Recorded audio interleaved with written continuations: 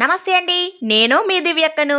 వీడియోకి లైక్ కొట్టి సబ్స్క్రైబ్ చేసుకుని మీ ఫ్రెండ్స్కి కూడా షేర్ చేయండి.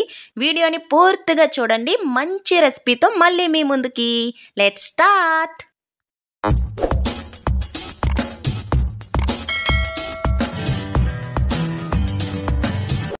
ఈరోజు చిన్న చేపలు అలియాస్ పచ్చినెత్తల్లో కూర మామూలుగా ఉండదు. వండుకుంటేని బాబా సూపర్ టేస్ట్ ఉంటుంది. అంతే. ఫస్ట్ పచ్చినెత్తల్ని తెచ్చుకోవాలి.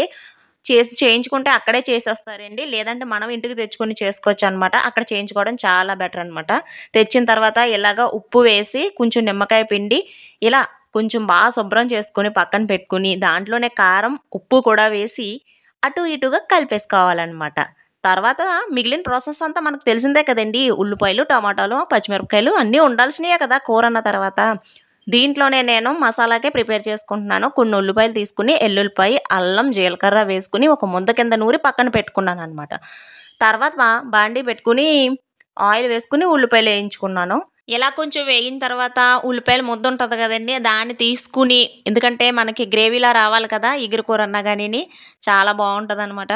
ఇలా గ్రేవీలా తీసుకుని తర్వాత అల్లం వెల్లుల్లి పేస్ట్ మసాలా అన్ని ముద్ద నూరుకున్నదంతా వేసేసుకుని టమాటాలు కూడా వేసుకుని బాగా మగ్గించుకోవాలి. ఇవన్నీ పచ్చి వాసన పోయేంత వరకు మగ్గించుకోవాలన్నమాట. తర్వాత మన చిన్న చిన్న చిట్టి చిట్టి చేపలు ఉన్నాయి కదా, ఆ చేపలను వేసుకుని కాసేపు ఒక్క 5 మినిట్స్ మూత పెట్టుకోవాలన్నమాట.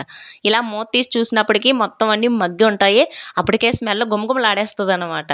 తర్వాత కొంచెం పసుపు, మనకు కారం సరిపోదు కదా, కొంచెం కారం, అందులోనే కొంచెం గరం మసాలా వేసుకుని చక్కగా ఉప్పు వేసుకుని కొన్ని నీళ్ళు వేసుకుని ఇక ఉడకబెట్టుకోవాలి. ఇంకొకటండి, ఈ చేపలనే అటు ఇటుగా ఎక్కువగా కదపకూడదు. ఎందుకంటే ఇవి విడిపోతాయి అన్నమాట. చాలా తొందరగా మగ్గి మెత్తగా అయిపోతాయి కాబట్టి అటు ఇటుగా గరిటె పెట్టుకుని ఎక్కువ కదపకూడదు. ఇలాగా ఉడుకుతుంది కదా, ఉడుకుతున్నప్పటికే ఆ స్మెల్కి మనకి కడుపులో ఆకలేసేస్తుంది అనమాట. దాన్ని తిను తిను అంటది. నేను ముందు ఉడికినప్పుడు కొంచెం కొత్తిమీర, తర్వాత లాస్ట్లో ఉడికిన తర్వాత కొంచెం కొత్తిమీర వేసుకున్నాను. ఈ కొత్తిమీర స్మెల్ అయితే సూపర్ ఉంటుంది. అంతేనండి, ఇంకా వడ్డించుకుని తినడమే ఆలస్యం. చిన్న చేపలే కదా అని గబగబా తినేయకూడదు. ఎందుకంటే ప్రతి చేపలోనూ ముళ్ళు ఉంటుంది. ఆ ముళ్ళు తీసుకుని తినాలన్నమాట. అంతేనండి, నెత్తళ్ళ ఇగురు అయిపోయింది. మరో మంచి వీడియోతో మళ్ళీ కలుద్దాం. Love you all.